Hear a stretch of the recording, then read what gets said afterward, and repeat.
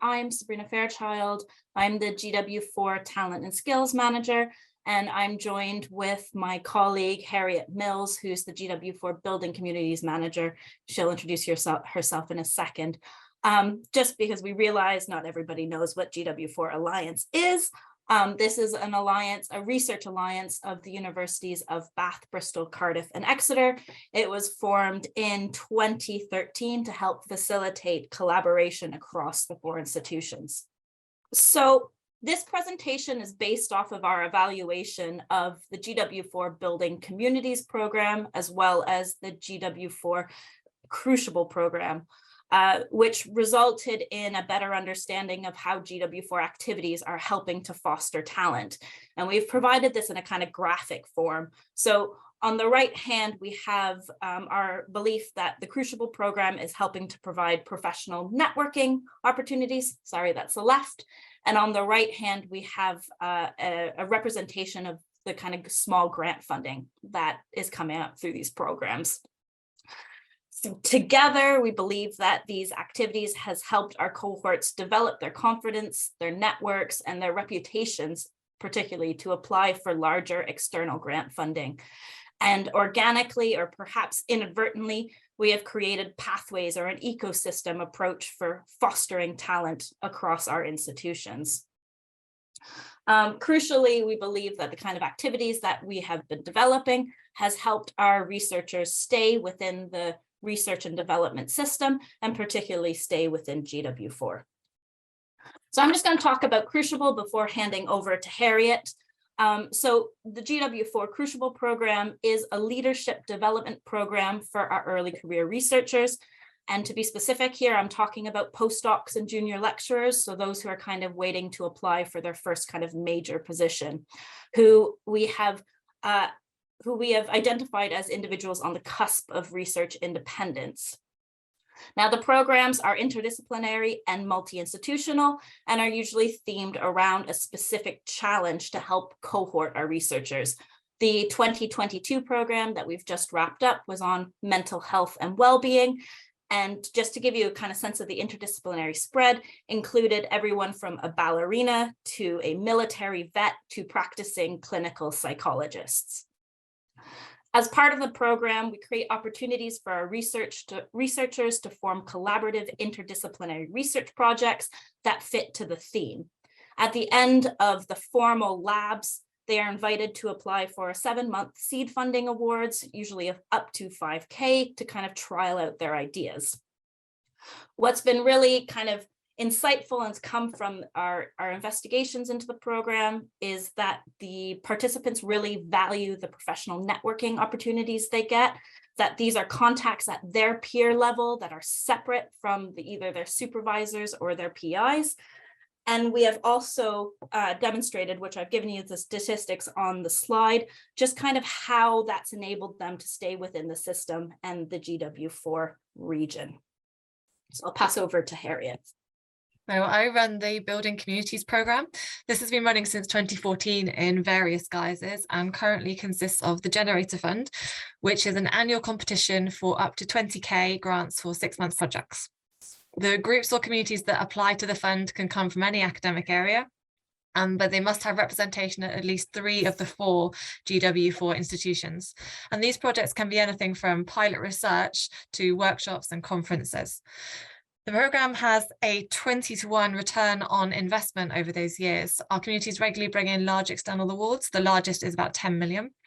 Our communities say these small pots of funding allow them to really prove their fundability. It gives them an opportunity to test and prove the project and the collaboration and themselves, and helps them make that step change in their research and career that sets them up in this strong position for external funding.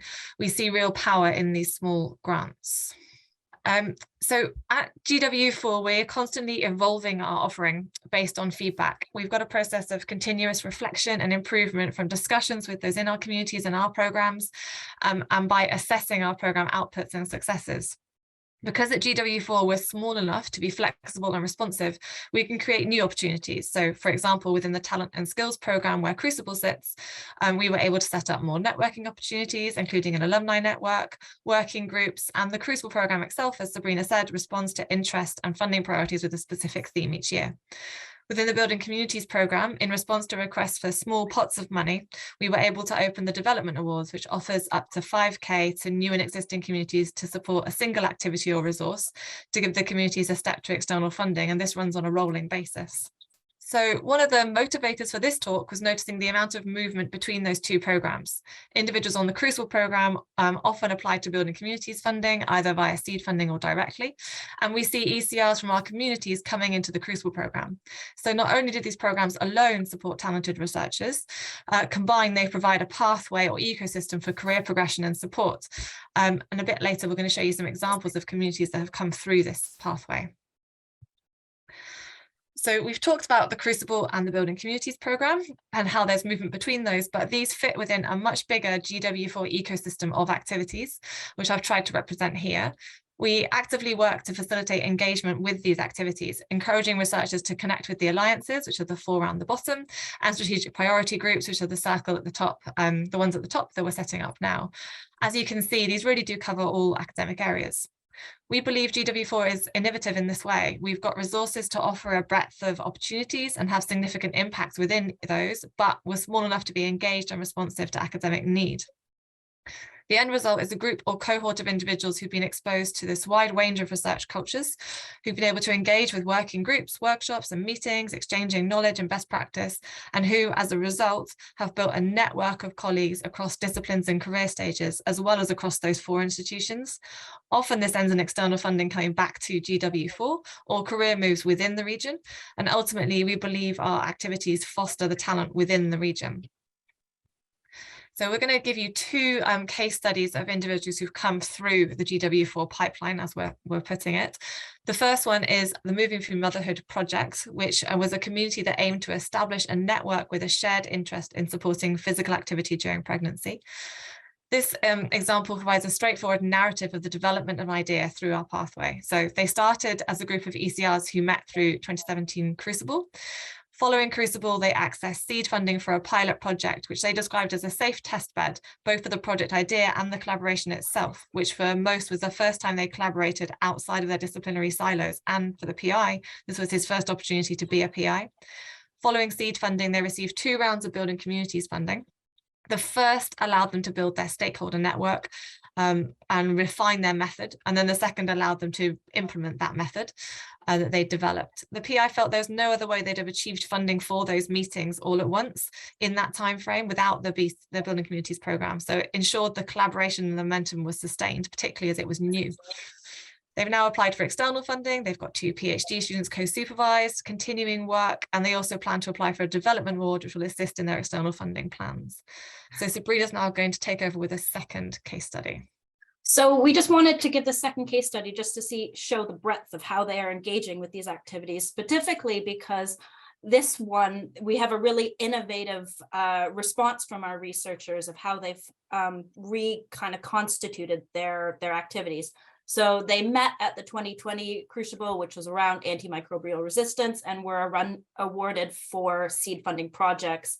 When they went for the Generator Award in 2021, they actually took those projects apart, took the kind of best aspect of each one and reformed it into this New Drugs to Tackle AMR Generator Award.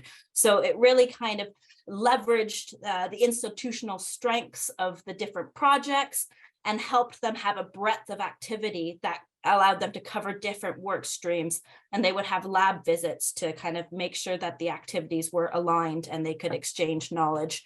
When we talked to our participants, again, they said this was really helpful for meeting their peers, who they could collaborate on small grants and pilot projects, and that they really enjoyed having someone to chat to that had kind of similar goals and perspectives.